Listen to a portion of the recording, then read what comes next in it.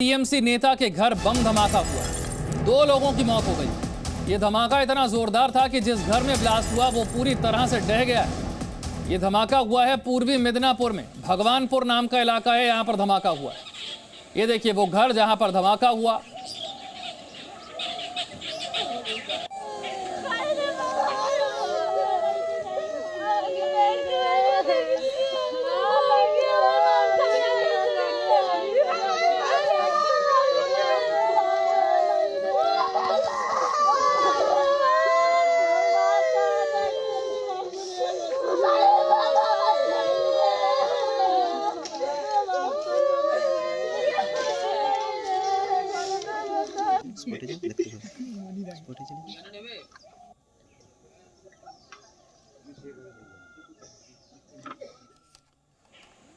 ये धमाका जहां पर हुआ वो टीएमसी के बूथ प्रमुख राजकुमार मन्ना का है। ये सभी मछली किसानों को बेबी फिश सप्लाई करके महीने का 2 लाख कमा रहे हैं।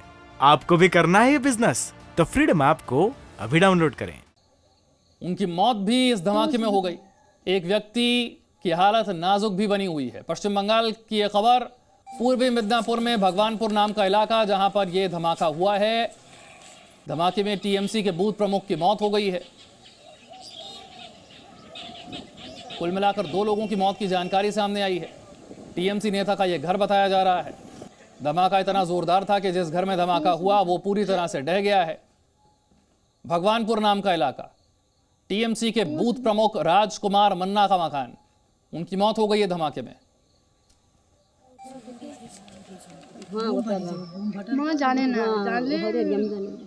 তোমার আনুমানিক সময় কত কত টাইমটা কখন হয়েছে, কত হয়েছে? रात्रि 10টা। तो ये देखिए ये वो मकान है जहां पर ये धमाका हुआ। टीएमसी का झंडा यहां पर लगा हुआ नजर आता है। टीएमसी के बूथ प्रमुख का ये मकान बताया जाता है जहां ये धमाका हुआ। उसके बाद मकान की हालत क्या है ये आपके सामने है।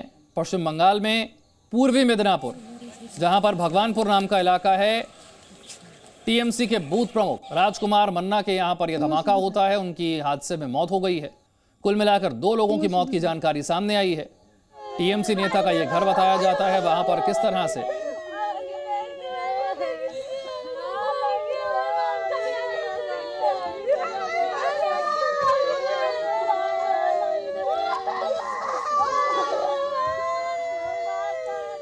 पूजा मेहता और जानकारी के साथ मेरे साथ। पूजा, तस्वीरें अब हम देख रहे हैं जहां पर यह धमाका हुआ मकान पूरी तरह से ढह गया है।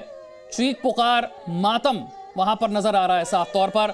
टीएमसी के बूथ प्रमुख का यह मकान।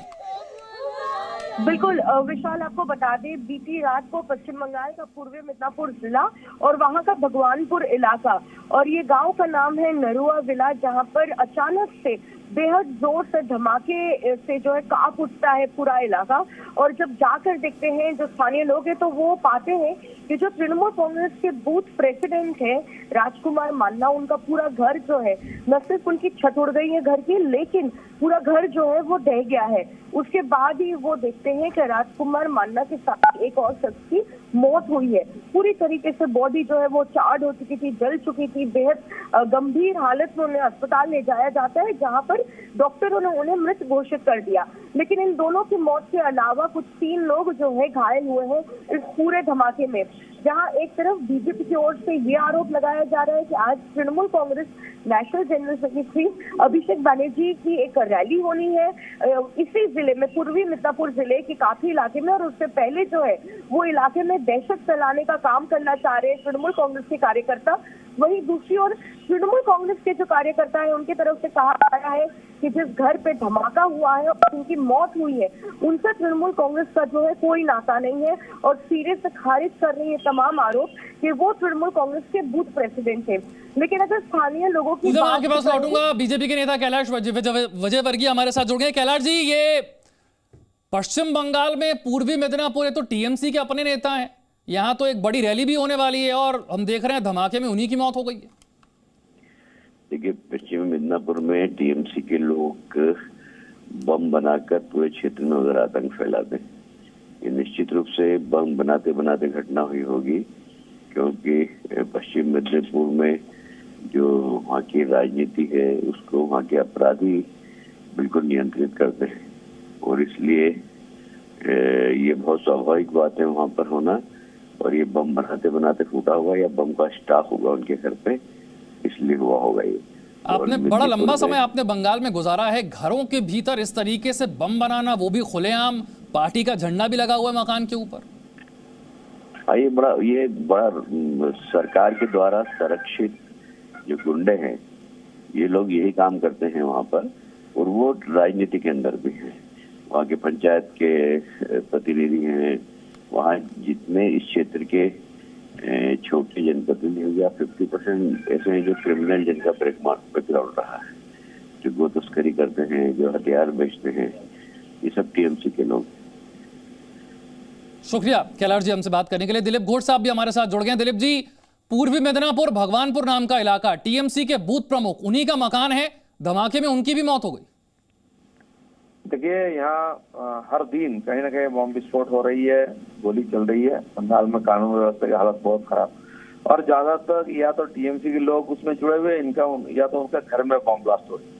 हर जिला में अभी पिछले 2-3 महीना से, जब तक पंचायत इलेक्शन आगे आ रही है, तब तक ये ज्यादा हो रहा है। आज संयोग से 2 बड़ी सभाएं हैं, उनके महामंत्री का सभा है कांची में हमारे शुभेंदु घर के पास, और शुभेंदु अधिकारी जी हमारे जो परिषदीय नेता है, उनकी सभा है डायमंड हार्बर के इलाके में। तो हमारे सभा का अनुमति नहीं दिया तो कोर्ट से अनुमति लिए, कल पंडल तोड़ दिए, टायर फेस्टून सब तोड़ दिए, झंडा वंडा। और उसी दिन जहां अभिषेक बाबू का सभा है, उसके पास ही उनके नेता के घर से बम विस्फोट होता है। एक भयावह परिस्थिति बंगाल में धीरे धीरे बन रही, लोग डरे हुए हैं, रोज कहीं ना कहीं मौत होती है और बम ब्लास्ट होता है। तो इस परिस्थिति में चुनाव कैसे होगा और आगे क्या क्या हो पाएगा, वो कल्पना करना भी मुश्किल है। दिलीप जी, चुनाव कैसे होगा ये तो बात की बात है, ये तो पहले जान बचेगी तब तो चुनाव होगा। अगर घरों के अंदर बम बनाने की फैक्ट्री चल रही है तो लोग जीवित कैसे रहेंगे? नहीं, चुनाव को प्रभावित करने के लिए ये डराया जा रहा है, धमकाया जा रहा है, और पुलिस प्रशासन, ममता बनर्जी खुद यहाँ के होम मिनिस्टर है, सब जानते हुए भी कोई हाथ नहीं लगाता। हर दिन हो रहा है, और उसी बम से खुद मर रहे हैं लोग। एक दहशत फैली हुई है पूरा इलाका में, तो भगवान जाने बंगाल की भविष्य क्या होगा। दिलीप जी, आप भी जानते हैं ये कोई पहला मौका नहीं है कि बंगाल में कहीं किसी घर में बम बनाने का सामान मिला हो या वहां पर बम बनाने की ये इस तरह की घटनाएं बार बार होती हैं, इसके बावजूद कोई ठोस एक्शन नजर नहीं आता। इसीलिए यहाँ की लोगों की जो अभी जो जी रहे लोग डर डर के, कहीं भी कुछ भी हो सकता है। और चीफ मिनिस्टर अपने नेता बचाने में, सरकार बचाने में लगी हुई है। उनके नेता लोग भ्रष्टाचार में लिप्त है, सीबीआई बुला रही है, कोर्ट में पेशी हो रहे हैं, किसी को दिल्ली लेके जा रहे हैं, इसी चक्कर में वो पड़े हैं। इधर कानून व्यवस्था चरमरा गया है, लोग भगवान भरोसा में जिए हुए हैं। ऐसी क्या मजबूरी है कि अपनी पार्टी के नेताओं को खोने के बावजूद अपनी सरकार, उनकी अपनी पुलिस कार्रवाई नहीं कर रही? नहीं, ये जो नेता है, ये तो देखने में नेता है, लेकिन ये सारे एंटी सोशल है। जितने एंटी सोशल है या उधर से आए हुए ये जो घुसपैठिया है, ये सब टीएमसी पार्टी को कब्जा कर लिए हैं। पंचायत से लेकर एमएलए तो उनकी भाषा सुनिए आप। और यही लोग लिप्त हैं, एक दूसरे को मार रहे हैं। समाज में सब जगह बम बंदूक की कारखाना मिल रही है, रोज बम ब्लास्ट हो रहा है। पार्टी भी कंट्रोल में नहीं है और सरकार भी अभी कंट्रोल में नहीं है ममता बनर्जी। शुक्रिया दिलीप जी हमसे बात करने के लिए।